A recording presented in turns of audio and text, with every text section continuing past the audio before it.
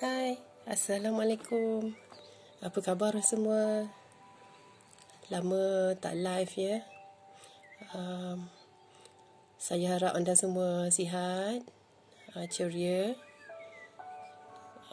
dan selamat bertugas kepada yang sedang berada di pejabat.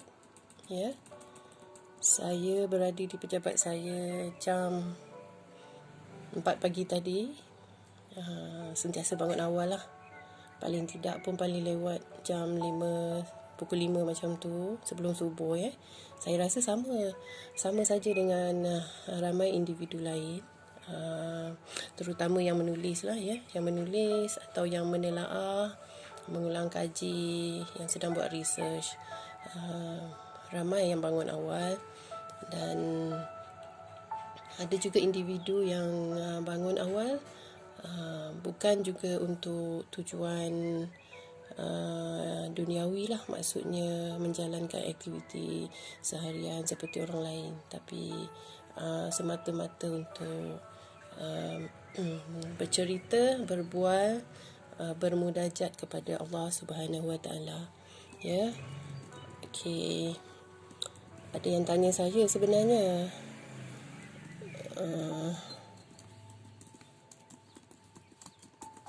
Okey. Ada yang tanya saya, terutama golongan junior atau anak-anak muda ya, yang lepas sekolah pun ada, tanya saya, okey tak jadi ghostwriter? Senang tak? Berbaloi tak? Bab ni saya rasa mereka merujuk kepada upah yang saya dan rakan-rakan penulis upahan yang lain terima lah ya. Tapi okey ke tak tu, saya nak jawab macam ni. Untuk semua yang bertanya, yang tertanya-tanya, sebenarnya saya nak katakan begini, menjadi penulis adalah salah satu cita-cita rahsia saya yang saya tak nyatakan kepada sesiapa pun, tapi saya tanam dalam diri saya sejak saya kecil.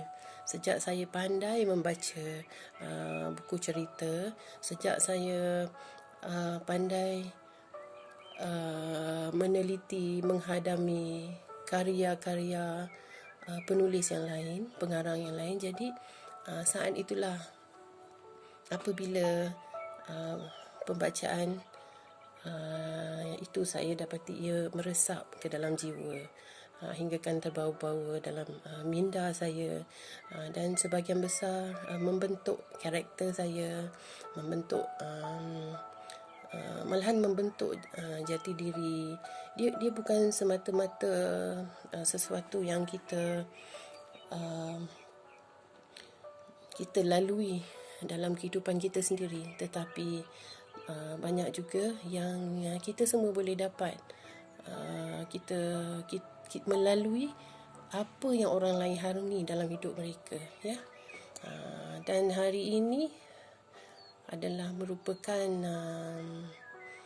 selepas saya secara rasmi mengumumkan bahawa saya ialah seorang ghostwriter for hire pada 1 Januari 2019. Saya umumkan secara rasmi, walaupun sebelum itu saya memang menulis. Saya pernah menulis untuk diri sendiri, menyediakan dokumentasi perniagaan sendiri, dan saya juga membantu orang lain. Ada yang upah, ada yang bayar, memberi sagu hati, ada yang beri hadiah, ada yang memberikan saya doa, macam gitu. Jadi daripada itu saya nekat ya.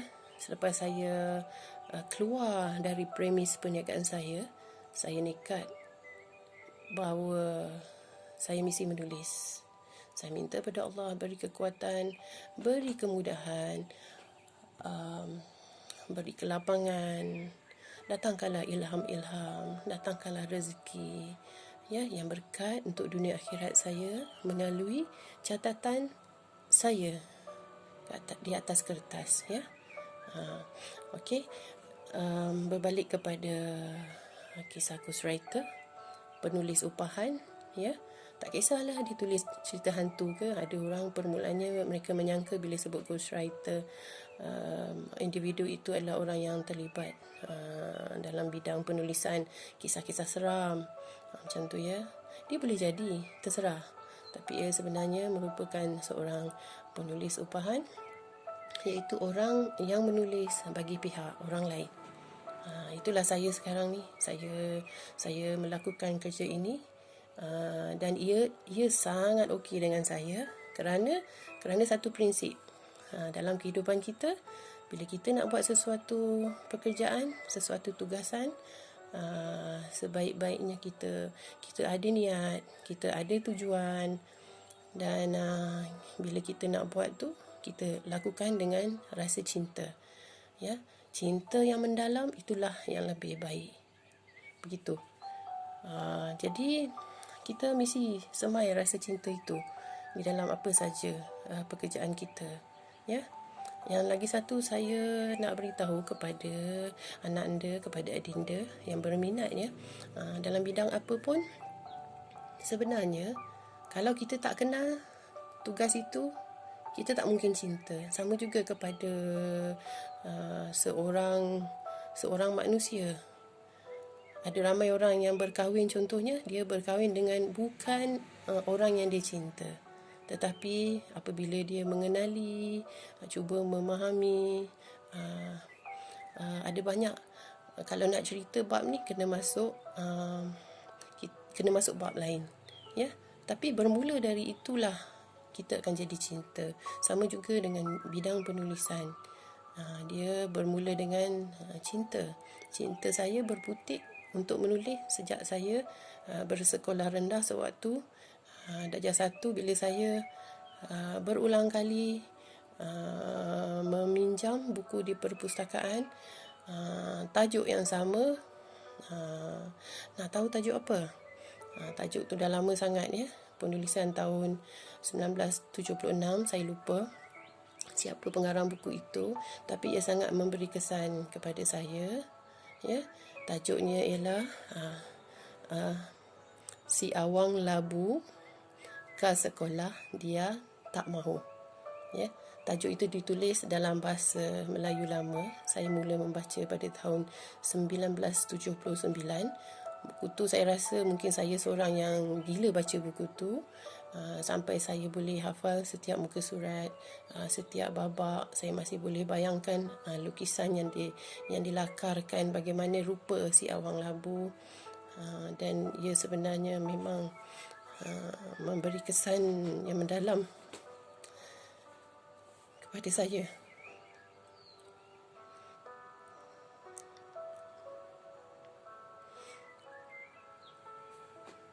Ia mengisahkan tentang seorang anak yang tak mau pergi ke sekolah, ya. Nanti satu masa saya akan ceritalah macam mana kisahnya, ya. Anda boleh Google cari kalau masih jumpa buku tersebut. Saya teringin nak simpan salinan, jika jumpa di mana-mana saya akan simpan, ya. Okey, baik. Minta maaf, saya sensitif bab sekolah.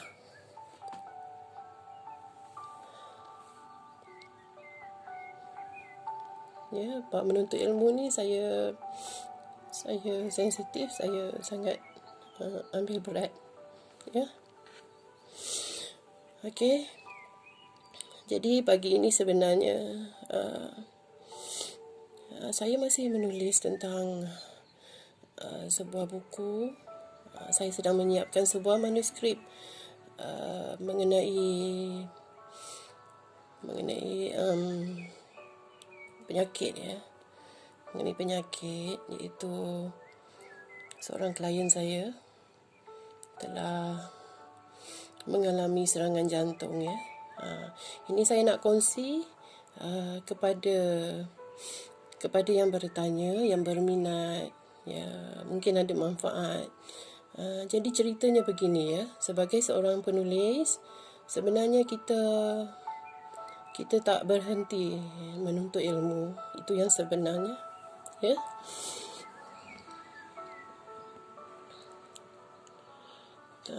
Terutama orang seperti saya.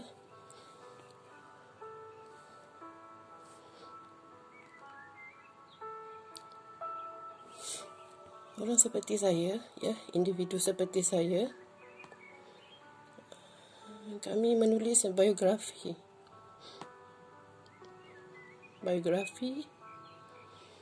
autobiografi, memoir,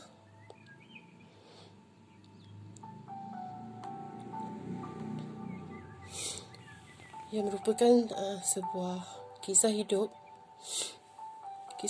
yang sangat memberi ibrah. Ya, saya menulis dalam kebanyakan masa, ya. Saya menulis dalam kebanyakan masa kisah-kisah insan terpilih ini, tokoh-tokoh ini dalam keadaan saya menitiskan air mata.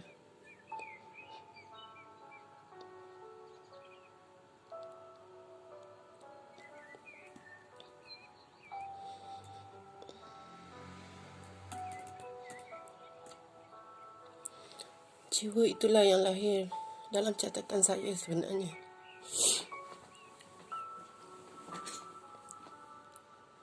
Sebab saya tengok ramai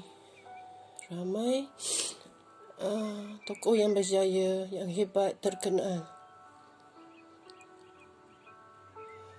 Mereka bermula dari seorang anak yang bukan siapa-siapa.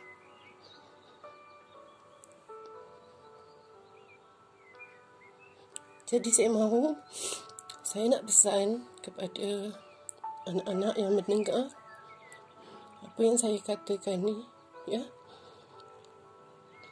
Anda jangan rasa down sangat. Jangan sesekali rasa tak guna.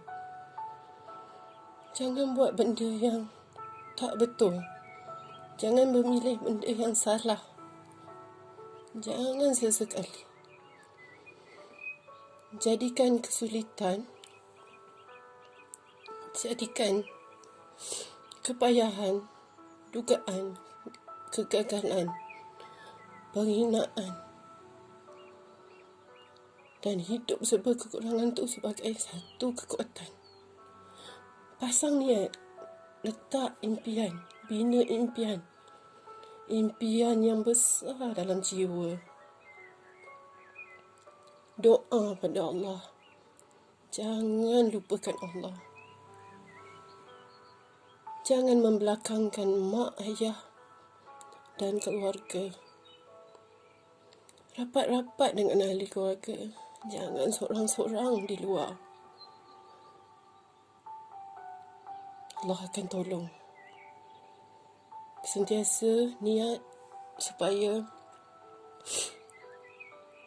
apabila kita keluar dari rumah kita, Allah beri kita laluan, jalan, dipertemukan dengan orang yang positif, orang yang mulia, bukan orang yang mempergunakan kita, bukan orang yang menganiaya kita, bukan orang yang mengajak kita kepada kejahatan. Ya, kita kena cuba pancarkan aura tu. Maksudnya kita kena positif dulu, terima hakikat hidup kita. Dan bila kita keluar, kita bergerak. Kita bergerak dengan tujuan yang memang kita hendak. Dan kita bekerja bersungguh-sungguh, ya. Ini yang saya dapat hasil dari saya menulis kisah orang. Hasil dari pembacaan buku-buku biografi, autobiografi, kisah-kisah hidup, buku-buku sejarah, buku-buku peperangan, ya. Dan disebabkan saya menulis semua ini, saya kena membilik, membuat rujukan berkaitan psikologi. Saya kena meneliti kisah-kisah peperangan dari abad-abad yang lama. Bukan sekadar kisah zaman Rasulullah, tapi peperangan dunia pertama, peperangan dunia kedua. Sebenarnya kalau saya tak menulis, saya mungkin tak ambil tahu tentang ni.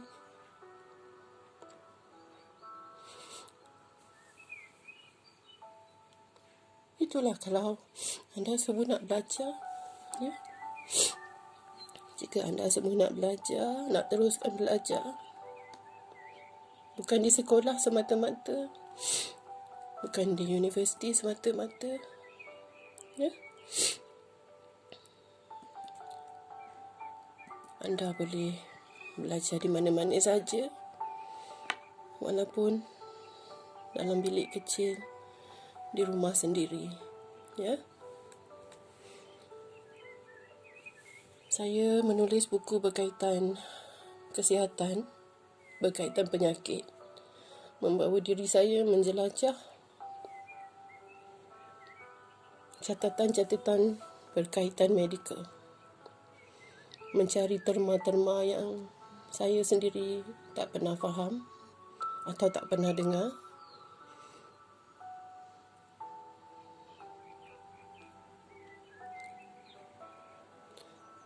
Contohnya apa yang saya tunjukkan ini. Hetero. Saya Google cari. Dan saya kena tahu apa yang sebenarnya yang dimaksudkan dengan hetero. It's not about heterosexual. Itu pun saya jumpa sewaktu Google. Saya menggoogle dan saya jumpa perkataan heterosexual secara detail, ya. Tapi ini bukan bermaksud yang satu itu. Ini berkaitan dengan salur darah, dengan kulit kita, ya. Jadi ini perkara-perkara yang kita belajar.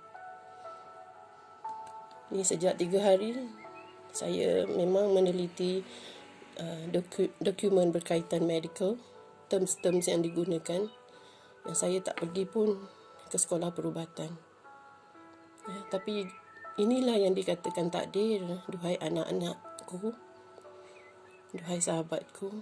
Inilah yang dikatakan takdir, takdir manis bagi seorang perempuan.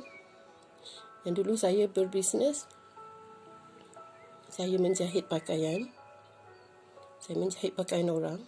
Apa saja pakaian orang yang orang nak, insya-Allah saya boleh siapkan, ya. Saya siapkan, saya jahit. Dan kemudian saya terlibat dengan bidang masakan. Bukan kerana saya hebat memasak, tapi semua kerana saya minat memasak. Semua kerana saya cinta kepada resepi Melayu zaman silam. It's not only Malay resepi. Sebenarnya saya juga belajar dan berminat dengan resepi bangsa-bangsa lain.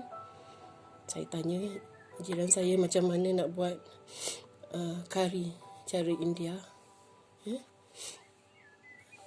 Macam mana nak buat wonton pada sahabat saya bangsa Cina. Macam mana cara nak pilih sayur. Itu antara perkara-perkara lain yang sebenarnya kita tak semata-mata belajar di sekolah, ya, anak-anak. Jadi kepada yang sekarang ini sedang mencari-cari pekerjaan, ramai yang kena buang kerja, kan? Ramai sekali, ya. Sewaktu mula-mula PKP, kita semua rakyat Malaysia telah dibantu oleh kerajaan dengan mendapat wang sumbangan. Saya tumpang gembira.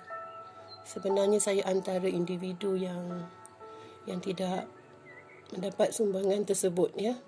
Tapi saya tak pernah beritahu, saya tak pernah tulis yang bukan-bukan. Saya sebenarnya seorang individu yang tidak pernah mendapat apa-apa pun bantuan keuangan daripada kerajaan. Walaupun sewaktu saya berbisnes. Maksud saya, tiada yang percuma. Dalam hidup saya tiada yang percuma, ya. Sebenarnya kalau kita tengok apa saja yang Allah bagi sekalipun, Ada syarat dia, ada tujuan dia. Nyawa kita juga bukan percuma. Ada sebab kita ada nyawa. Tubuh badan kita, tangan kita semua ada sebab-sebab dia. Jangan kita sekali-kali rasa ia percuma. Ya? Tak ada yang percuma. Dan